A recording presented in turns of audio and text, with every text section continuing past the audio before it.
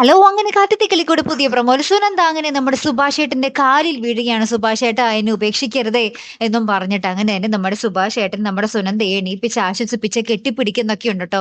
അപ്പുറത്താണെങ്കില് നമ്മുടെ സുധീഷ് പറയുന്നുണ്ട്, "നമുക്ക് ഈ വിവാഹം നടത്താടാ" എന്നും പറഞ്ഞിട്ട് അന്ന് കരുതി വെച്ച താലിയുണ്ടല്ലോ, അതെടുത്ത് നമ്മുടെ അച്ഛൻ സുഭാഷിന്റെ കയ്യിലെടുത്ത് കൊടുക്കുന്നുണ്ട്.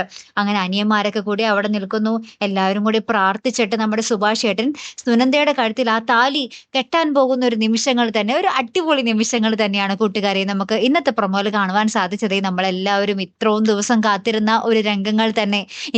ഇതിനിടയിലോട്ടാണ് നമ്മുടെ സുനന്ദയുടെ അച്ഛനും അമ്മയൊക്കെ കയറി വന്ന് പ്രശ്നമൊക്കെ ഉണ്ടാക്കാൻ പോകുന്നത്. ഇനി ആ രംഗങ്ങളൊക്കെ എങ്ങനെയായിരിക്കും?